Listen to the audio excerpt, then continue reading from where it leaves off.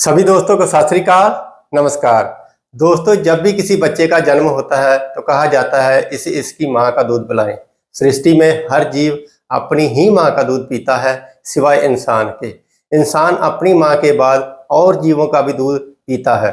ये उसके लिए कितना सही है या गलत है, इसके क्या फायदे हैं, क्या नुकसान है, वैज्ञानिक खोजें इसके बारे में क्या कहती हैं, इसके बारे में जानकारी देने के लिए हमारे साथ हैं पोषण के माहिर फिटनेस कोच सरदार धर्मजीत सिंह जी। आओ उनसे बात करते हैं और जानते हैं। सत श्री अकाल सर जी। सत श्री अकाल रमदीप सिंह जी। सर जी, सृष्टि में हर जीव जन्म के बाद अपनी ही माँ का दूध पीता है, सिवाय इंसान के। वो अपनी माँ के बाद और जीवों का भी दूध पीता है। ये उसके लिए सही है या गलत है, इसके क्या फायदे हैं और क्या नुकसान है? जी देखिए, कुदरत ने एक अनमोल तोहफा दिया है हर जीव को, स्तनधारी जीव जितने भी हैं जी। माँ का दूध, एक कंप्लीट संतुलित बैलेंस जिंदा भोजन जी। जिसमें कोई कमी नहीं छोड़ी। अब अगर आप सृष्टि के नियमों को लेकर के चलें तो हर जीव अपनी अपनी माँ का ही दूध पीता है जी। और बचपन में ही पीता है। बचपन के बाद वो दूध नहीं पीता। जी। कभी आपने ऐसा नहीं देखा होगा कि एक छोटे बच्चे ने जन्म लिया और उसका बड़ा बच्चा उसी माँ का जो दोबारा आके दूध पिए। अब वो उसको पता है कि ये इसी बच्चे के लिए, जी। वो बड़ा कभी नहीं आकर पिएगा। तो अगर हम इंसान है और इंसानियत रखते हैं तो कुदरत ने वो दूध उस माँ को उस बच्चे के लिए दिया है। जी। उसका संबंध उसके जन्म के साथ है। वो दूध आया ही तब है जब वो बच्चा गर्भ में आया, जी। जब वो पैदा हुआ। तो ये कायदे से उसी बच्चे का हक है, दूसरे का नहीं है। जी। और सृष्टि में सभी जीव जानते हैं और उसकी पालना करते हैं, और वो सिर्फ बचपन में अपने हक का दूध पीते हैं, दूसरे का नहीं।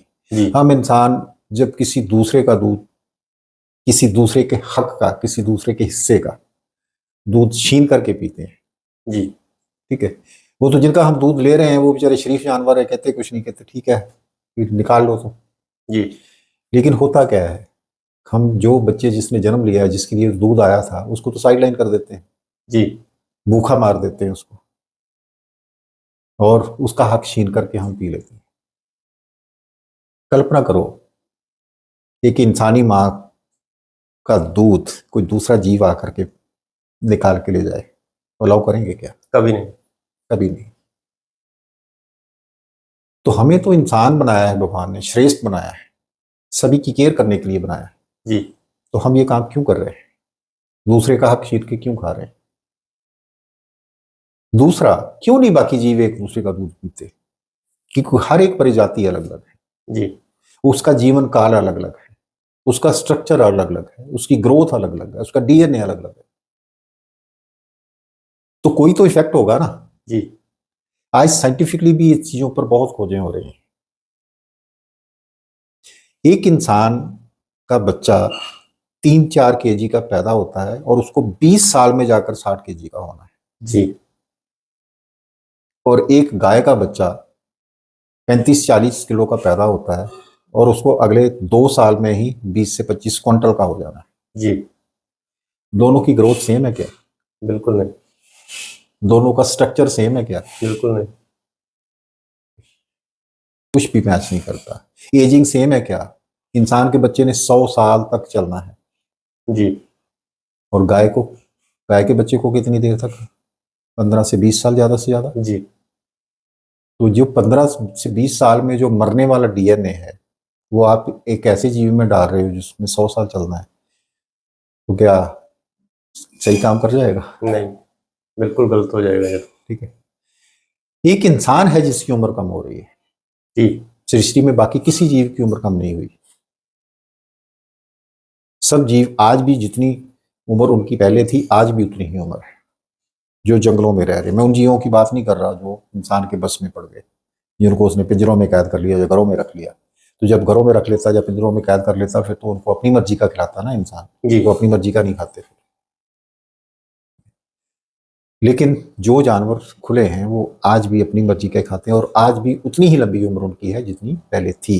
जी तो इंसान की उम्र क्यों कम हो रही है? हमारे शास्त्रों की माने तो सतयुग में तो लाखों बरस उम्र थी, त्रेता आते आते हजारों बरस रह गई, द्वापर में सैकड़े रह गई, जी लेकिन सैकड़े तब भी थी, उदाहरणें मिलती ही हैं। भीष्म पितामह की उम्र देख लो, गुरु द्रोणाचार्य की देख लो, गुरु कृपाचार्य की देख लो, जी ठीक है। तो लंबी उम्र के कैसे कैसे योद्धा। सो ये, लेकिन उम्रें कम हो रही हैं। अब कलयुग है तो अब तो सैकड़ा भी नहीं है। अब हिंदुस्तान में तो मात्र 60 ईयर एज है एवरेज, जी 60 साल। तो ये उम्रें क्यों कम हो रही हैं? क्यों यंग एज में बीमारियां, क्यों यंग एज में डेथ्स? क्योंकि विश्व स्वास्थ्य संगठन भी कहता है you are what you eat, जैसा आप खाओगे वैसे बनोगे। जी सो एक तो ये चीजें हैं कि जो इंसान के लिए बना है वो माँ का दूध ही है, वही उसके लिए आइडियल है। जी हाँ, हम ये खुश जरूर होते हैं जब गाय भैंस का दूध देते हैं तो वो बच्चा बड़ी तेजी से बढ़ने लगता है। जी भाई उस दूध का ग्रोथ हार्मोन ही 8 से 9 गुना ज्यादा है तो वो बच्चा तो बढ़ेगा ही, जी उसके मसल तो बड़े बड़े होंगे ही। कहा जाता है ना जितने भी बॉडी बिल्डर होते हैं उनको वे प्रोटीन खाते हैं तो मसल अच्छे बनते हैं। जी भाई वे प्रोटीन क्या है? गाय का तो वो प्रोटीन है, गाय के दूध का जो वे उसका प्रोटीन है वो तो भी उसका तो मसल बड़ा है, लेकिन क्या वो इंसान का मसल है? जी नॉर्मल एक इंसान का तो मसल नहीं। फिर ये बॉडी बिल्डर बड़े बड़े तो हो जाते हैं, लेकिन बाद में आकर उनको दिखते क्यों हो जाती है? जी इस पर एक बड़ी अच्छी डॉक्यूमेंट्री है जिसको दुनिया के बड़े बड़े जो बॉडी बिल्डर, जब बड़े अच्छे एक्टर जो है उन्होंने उस वीडियो में इन्वॉल्व हैं, और बड़ा साइंटिफिक वो वीडियो है, 1.5 घंटे का, आई थिंक 1 घंटा 20-21 मिनट का है वो उसका नाम है द गेम चेंजर। जी देखना चाहिए, ठीक है। साइंटिफिक सारी की सारी रिसर्च उसमें बताई गई है कि इंसान के लिए कौन सा भोजन अच्छा है।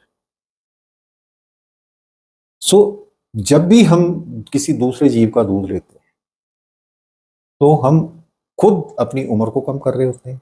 हाँ, अपने मसल को जरूर बड़ा करके दिखने में अच्छा लगता है, ग्रोथ ज़्यादा दिखती है क्योंकि उसमें ग्रोथ हार्मोन ज़्यादा है, लेकिन वो इंसानी ग्रोथ तो नहीं है ना। जी इंसान को तो भगवान ने बनाई है कि 20 साल में जवान होगा, उसको 2 साल में जवान नहीं होना। जी जानवर का बच्चा अगर 2 साल में जवान हो रहा है ना तो 17-18 साल में मर रहा है, ये भी याद रखना चाहिए। जी उसकी ग्रोथ फास्ट है तो मरना भी जल्दी है। सो उन जीवों का हम दूध क्यों लें? कॉमन सेंस की बात है। सो सर जी, इसके बारे में वैज्ञानिक खोजें क्या कहती हैं? दूसरे जीवों का दूध हमारे लिए अच्छा है या बुरा है? जी देखिए, जो खोजें हैं इस पर,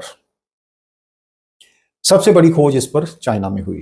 जी अब अगर देखोगे तो चाइना के लोगों की शक्लें और जापान के लोगों की शक्लें लगभग एक जैसी हैं, जी लेकिन जापान दुनिया का हेल्थीएस्ट कंट्री है। वहाँ औसत उम्र आज भी 90 साल है, वहाँ बीमारियां बहुत कम हैं, लोग बड़े फिट हैं। जी और चाइना आज से कुछ साल पहले वर्ल्ड कैपिटल ऑफ डिजीज था। जी आज world capital of disease India है, इससे पहले चाइना था। इंडिया दूसरे नंबर पर था बीमारियों में। तो जब उन्होंने इस टॉपिक पर स्टडी करना स्टार्ट किया, रिसर्च करना स्टार्ट करी, तो वो रिसर्च 36 साल चली। जी आज तक पोषक तत्वों पर इतनी लंबी रिसर्च कभी नहीं चली कि जापान के लोग इतने हेल्दी क्यों हैं और हम भी उन्हीं जैसे हैं, हम इतना बीमारियों में क्यों घिरे हुए हैं। तो पहली फाइंडिंग उनकी ये थी कि जापान के लोग दूध नहीं पीते। जी आप जापान में चले जाओगे तो आपको बहुत रेयर दूध मिलेगा, नहीं पीते। उनका ज्यादातर भोजन जो है वो लाइव होता है। जी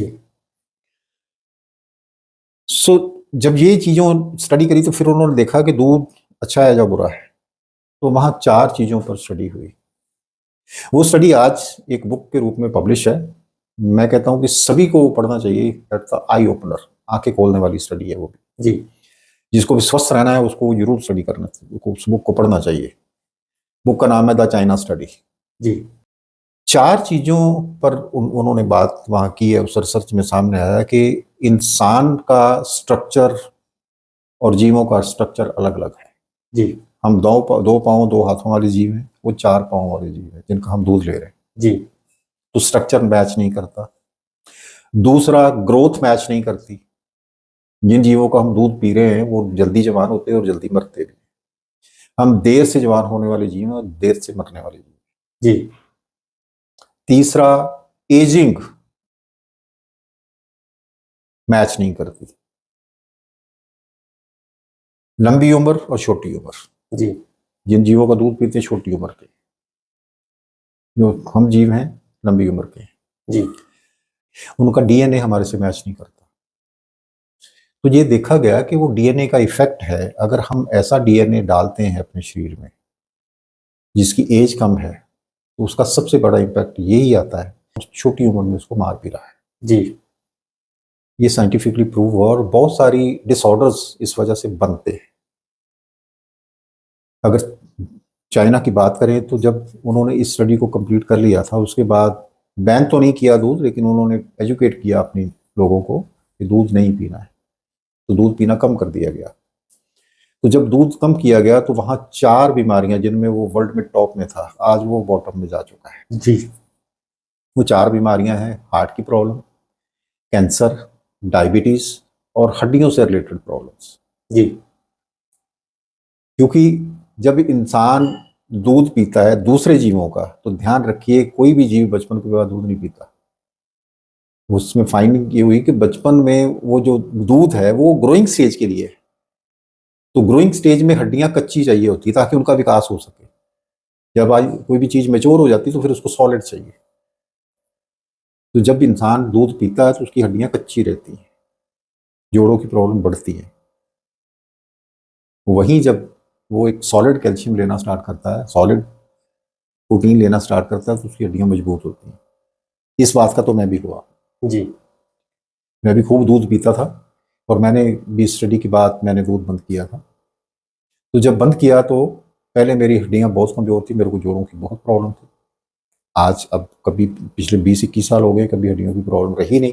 जी सो ये सारी चीजें जो है वो साइंटिफिकली आज सामने आ चुकी है कि हम जो दूध पी रहे हैं दूसरे जीवों का, उसका नुकसान ही नुकसान है, फायदा बहुत कम है।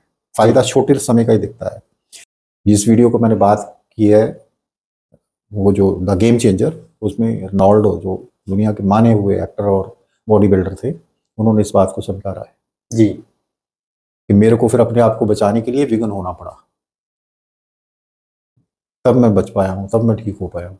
वो लोग आज यही बात कहते हैं कि हमें, वो साइंटिफिक खोजों पर आधारित, कि हमें दूध नहीं पीना चाहिए। जी सो दूध पीने के ये फायदे कम, नुकसान बहुत ज़्यादा हैं। निस्संदेह हमें नहीं पीना चाहिए। और बाकी जो आज का दूध है, अगर इंडिया में उसकी बात कर लें तो उसका तो वैसे ही बुरा हाल है। जी मैं याद दिलाना चाहूँगा 2015 में सुप्रीम कोर्ट ने एक फैसला दिया था दूध पर। एक स्टडी उन्होंने करने के बाद बताया था कि एक तो पहली बात तो ये कि इंडिया में जितना दूध बिक रहा है, हमारी प्रोडक्शन सिर्फ 32% है। जी यानी कि 32% दूध ओरिजिनल है, बाकी 68%, 68% दूध तो दूध है ही नहीं। तो अब आप कौन से लकी इंसानों में हैं कि आपके पास वो गाय भैंस का ही दूध पहुंच रहा है जहाँ वो 68% में से पहुंच रहा है। जी पहली बात तो ये है। और दूसरी बात उन्होंने ये भी कहा था उसमें, उस फैसले में, कि जो 32% दूध है भी, उसमें जो पेस्टिसाइड, प्रिजर्वेटिव और जहरीले तत्व है वो इतनी ज़्यादा मात्रा में है कि वो दूध पीने के काबिल है ही नहीं। जी आज आप देखो ना, गाय भैंस जो हमने खूंटे पर बांध रखी, उनका चारा क्या है, क्या डाल रहे हैं उनको। अब पहले तो बिनौले की खली आती थी, अब तो उस बिनौले पर भी जो कपास होती है उस पर 14-14, 15-15 स्प्रे होते हैं कीटनाशक दवाइयों के। बिल्कुल सही तो उसका असर नहीं होगा क्या? होगा। फिर वो बिनौले की खल तो है ही नहीं, आजकल तो यूरिया वाली फीड है। जी जरा सा गाय भैंस ने मना किया कि अभी मैं दूध नहीं दूंगी, तो ऑक्सीटोसिन का इंजेक्शन भी फूकेगा उसको, जी उसका इफेक्ट अलग है। तो दूध ओरिजिनल है कहाँ, पहली बात तो यही है। और दूसरा, साइंटिफिकली भी प्रूव है कि ये हमारे लिए है ही नहीं। जी और इसीलिए जब हमने भी दूध छोड़ा तो उसके रिजल्ट कमाल के हैं। मैंने पिछले 20-21 साल से दूध नहीं पिया, दूध से बनी कुछ चीज़ें नहीं लेते, तो बिल्कुल फिट हो गए, बिल्कुल तंदुरुस्त हैं, कोई प्रॉब्लम नहीं। जी ठीक है। और दूसरा, हमने एक और एक्सपेरिमेंट किया। मेरे जो ग्रैंड चिल्ड्रन हैं उनको हमने दूध दिखाया ही नहीं, गाय भैंस का दूध हमने कभी दिया ही नहीं, ना डिब्बे का, ना गाय रखा, ना भैंस का।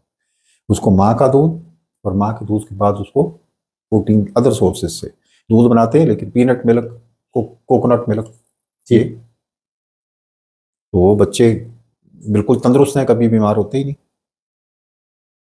एक एक्सपीरियंस भी हुआ, मेरी छोटी बेटी का बेटा है, वो जब तक मेरी देख रेख में रहा तो कभी बीमार नहीं हुआ। जी अपनी जब बिटिया ससुराल गई तो वहां दूध बदल दिया उन्होंने, गाय भैंस का दूध देना शुरू कर दिया, वो बीमार रहना शुरू हो गया। जी कभी खांसी नहीं ठीक हो रही, कभी बार बार बुखार आ रहा है। तो फिर उसने कहा ये तो बार बार बीमार होता रहता है, मैंने कहा इसका दूध बंद करो और इसको वही दो, पीनट मिल्क और कोकोनट मिल्क। और जैसे ही वो देना स्टार्ट कर दिया, बिल्कुल ठीक तब से। जी फिर उनको भी समझ आ गई ये सही नहीं है। तो हम क्या चाहते हैं, हम अपने बच्चों को तंदुरुस्त रखना चाहते हैं या बीमारियां देना चाहते हैं? तंदुरुस्त रखना चाहते तंदुरुस्त रखना चाहते हैं। तो सिंपल सी बातें हैं, जो लॉजिकल बातें हैं, कोई ऐसा नहीं है, साइंटिफिकली प्रूव हो चुकी है और वैसे भी लॉजिकल है। जी। जब बाकी जीव सृष्टि के कोई भी बचपन के बाद और अपनी माँ के अलावा किसी का दूध नहीं पीता, तो हम क्यों पी रहे हैं? हम तो समझदार है ना। जी और याद रखिए, विश्व स्वास्थ्य संगठन कहता है you are what you eat, आप वही बनते हो जो आप खाते हो। तो उसमें दूध का इफेक्ट भी तो है। जी सो हमें, मेरी फाइंडिंग यही है कि दूध नहीं पीना चाहिए, ना पीने के फायदे ही फायदे हैं और पीने के नुकसान ही नुकसान है। जी। तो सर जी, बहुत ही अच्छी जानकारी दी आपने। इतनी बढ़िया जानकारी देने के लिए आपका बहुत बहुत धन्यवाद। सत श्री अकाल। आपका भी बहुत बहुत धन्यवाद। सत श्री अकाल।